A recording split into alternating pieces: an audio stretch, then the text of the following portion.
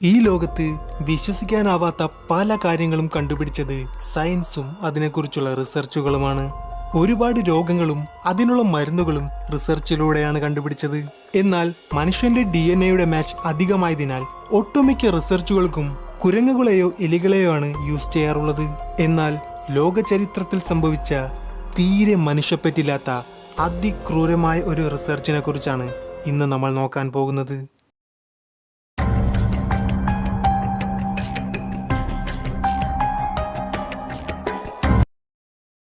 യുദ്ധകാലത്ത് soldiers എത്രയൊക്കെ strong ആണെങ്കിലും അവരുടെ കയ്യിൽ എത്രയൊക്കെ പവർഫുള്ളായ വെപ്പൺസ് ഉണ്ടെങ്കിലും സോൾജേഴ്സ് ഉറങ്ങുന്ന ഗ്യാപ്പിൽ എതിരാളികൾ തിരിച്ചാക്രമിക്കുന്നത് കൊണ്ട് ഒരു സെക്കൻഡ് പോലും ഉറങ്ങാതിരിക്കുന്ന വളരെ പവർഫുള്ളായ ഒരു സൈന്യത്തെ ഉണ്ടാക്കാൻ റഷ്യ തീവ്രമായി ശ്രമിക്കാൻ തുടങ്ങി. എന്നാൽ ഭൂമിയിലുള്ള എല്ലാ വസ്തുക്കൾക്കും ഉറക്കം ആവശ്യമായതിനാൽ ഇവരുടെ ഈ പ്ലാൻ എത്രമാത്രം വിജയകരമായിരിക്കുമെന്ന് ഇവർക്ക് യാതൊരു ഐഡിയയും ഉണ്ടായിരുന്നില്ല. എന്നാലും ഇത് റിസർച്ച് ചെയ്തു നോക്കാൻ അവർ തീരുമാനിച്ചു. അങ്ങനെ 5 തടവുകാരെ വെച്ച് റഷ്യ ഈ റിസർച്ച് സ്റ്റാർട്ട് ചെയ്തു. ഈ റിസർച്ച് വിജയിച്ചാൽ തടവു ശിക്ഷയിൽ നിന്നും നിങ്ങളെ മോചിപ്പിച്ച് വെറുതെ വിടാമെന്നായിരുന്നു റഷ്യൻ ഗവൺമെന്റ് ഈ 5 പേരോടും പറഞ്ഞത്. ഇവരെ റെഡിയാക്കുന്ന ഗ്യാപ്പിൽ അവിടുത്തെ റിസർച്ചേഴ്സ് ഉറക്കം വരാതിരിക്കാനുള്ള ഒരു കെമിക്കൽ ഗ്യാസും കണ്ടുപിടിച്ചു. കെമിക്കൽ ഗ്യാസ് കണ്ടുപിടിച്ചെങ്കിലും ഈ ഗ്യാസ് ഒരു മനുഷ്യനെ എത്ര നാൾ ആരോഗ്യത്തോടെ ഉറങ്ങാതിരിക്കാൻ സഹായിക്കുമെന്നത് ഒരു ചോദ്യചിഹ്നമായിരുന്നു. അങ്ങനെ ഈ 5 പേരെ കാറ്റുപോലും കയറാത്ത ഒരു മുറിയിൽ പൂട്ടിയിട്ടു. അന്നത്തെ കാലത്ത് CCTV ക്യാമറകൾ ഇല്ലാത്തതുകൊണ്ട് ഈ 5 പേരും പറയുന്നത് കേൾക്കാൻ വേണ്ടി റൂമിന്റെ പല ഭാഗത്ത് ചെറിയ ചെറിയ മൈക്കുകളും ഇവരെ പുറമേ നിന്ന് നിരീക്ഷിക്കാൻ വളരെ തിക്കായിട്ടുള്ള കണ്ണാടിയുടെ ഗ്യാപ്പും സെറ്റ് ചെയ്തു വെച്ചു.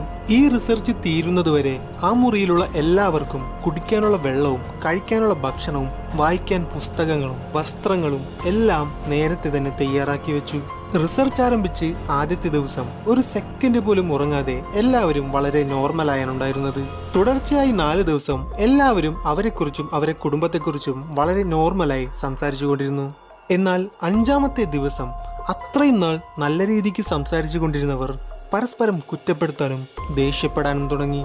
ഇപ്പോഴത്തെ ഈ അവസ്ഥയ്ക്ക് കാരണം നീയാണെന്ന് പറഞ്ഞ് ഓരോരുത്തരും പരസ്പരം കുറ്റപ്പെടുത്തി. അങ്ങനെ 6ാമത്തെ ദിവസം രാവിലെ മുതൽ ആരും സംസാരിക്കാതിരിക്കാൻ തുടങ്ങി. പതിവിലും വ്യത്യസ്തമായി ഇവർ എന്തൊക്കെയോ പിറുപിറുത്തുകൊണ്ടിരുന്നു.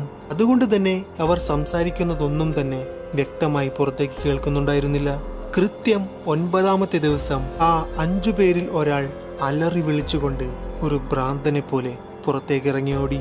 നിർത്താതെ അലറി വിളിച്ച് തുടർച്ചയായ 3 മണിക്കൂർ ഓടിയതുകൊണ്ട് അയാളുടെ വോക്കൽ കോഡ് ഡാമേജായി. തീരെ ശബ്ദം വരാതെ വെറും കാറ്റ് മാത്രമാണ് വന്നുകൊണ്ടിരുന്നത്. ഇതിനേക്കാൾ ആശ്ചര്യമായ കാര്യമെന്താണെന്നാൽ ഇയാളിങ്ങനെ അലറി വിളിച്ചുകൊണ്ട് ഓടിയപ്പോൾ ബാക്കിയുള്ളവർ ഒന്നും തന്നെ ഇയാളെ മൈൻഡ് പോലും ചെയ്തില്ല. അവർ അവരുടെ കാര്യം നോക്കി ആ റൂമിൽ തന്നെ സൈലന്റ് ആയിരിക്കുകയായിരുന്നു. അന്ന് രാത്രി 1 മണിക്ക് ആ മുറിയിലുള്ള 2 പേർ പെട്ടെന്ന് ദേഷ്യം വന്ന് ഒരു മൃഗത്തെ പോലെ ആ റൂമിലുള്ള എല്ലാ പുസ്തകങ്ങളും വലിച്ചു കീറി അത് കണ്ണാടിയിൽ ഒട്ടിച്ചു വെച്ചു. അതിനുശേഷം ആ റൂമിനുള്ളിൽ എന്താണ് സംഭവിക്കുന്നതെന്ന് അവിടെയുള്ള സയന്റിസ്റ്റുകൾക്ക് അറിയാനായില്ല.